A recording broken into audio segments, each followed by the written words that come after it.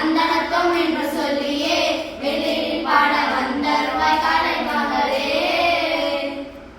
ஏக்கா எனக்கு ஒரு சந்தேகம். தொடக்கமே சந்தேகமா? நான் இன்னும் தொடங்கவே இல்லையே. தொடக்கமே சந்தேகம் தான்.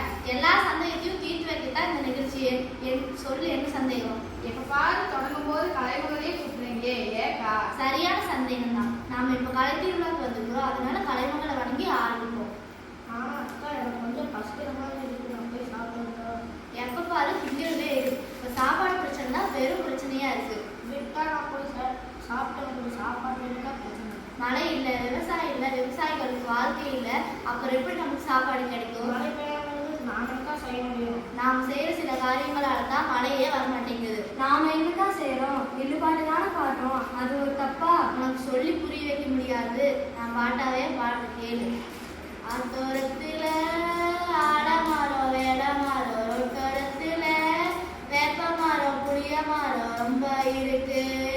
அத்தோரத்துல ஆலமரம் வேலமரம், ரொட்டோரத்துல வேப்ப மரம் புளிய மரம் ரொம்ப இருக்கு.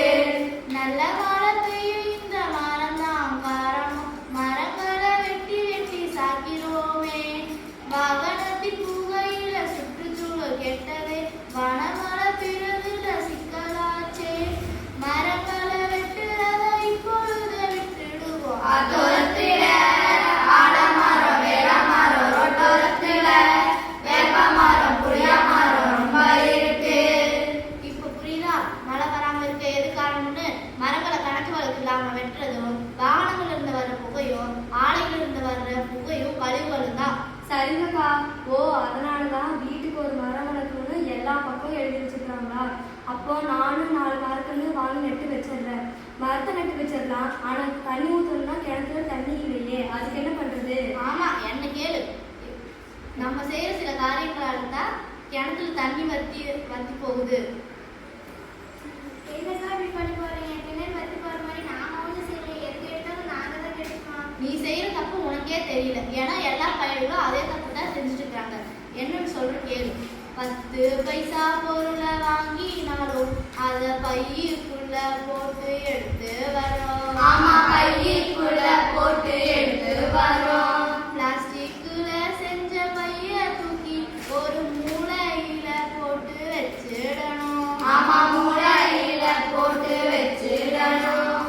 மக்காத நெகிழி பை மண்ணுக்குள்ள சிக்கி போக, மழைநீர மண்ணுக்குள்ள போகாம தடுத்துருது. வற்றாத கேணி கூட வத்தி போக வச்ச இந்த மக்காத பைகளை வாங்காம விட்டுடும். 10 பைசா பொருளை வாங்கினாலும் அத பையுக்குள்ள போட்டு எடுத்து வரணும். ஆமா, பையுக்குள்ள போட்டு எடுத்து வரோம். பிளாஸ்டிக்ல செஞ்ச பைய தூக்கி ஒரு மூலையில போட்டு வச்சிடணும். ஆமா, மூலையில போட்டு வச்சிடணும். இப்ப புரியுதா? பிளாஸ்டிக் இப்ப தெரியுதா? மழைநீர் மண்ணுக்குள்ள போனதான் நிலத்தடி நீரும் உயரும், கிணத்துல தண்ணி வத்தாம இருக்கும். என்னக்கா இது பை போய் மழை நீர் தடுக்குமா? போங்கக்கா. நீ மட்டுமா பிளாஸ்டிக் பையை வாங்கி யூஸ் பண்ற? இந்த உலகமே அதை தான் வாங்கி யூஸ் பண்ணி தூக்கி போடுது. அது மட்டுமா, அறிவியல் வளர்ச்சிங்கிறது இல்லை, பிளாஸ்டிக் பொருட்களை வாங்கி அப்படியே தூக்கி போடுறாங்க. அது பூமியின் மேல்மட்டத்தை ஆக்கிரமிச்சு பயங்கரமான விளைவை ஏற்படுத்திட்டு இருக்கு. அப்புறம் எப்படிக்கா அவசரத்துக்கு பொருள் வாங்க முடியும்?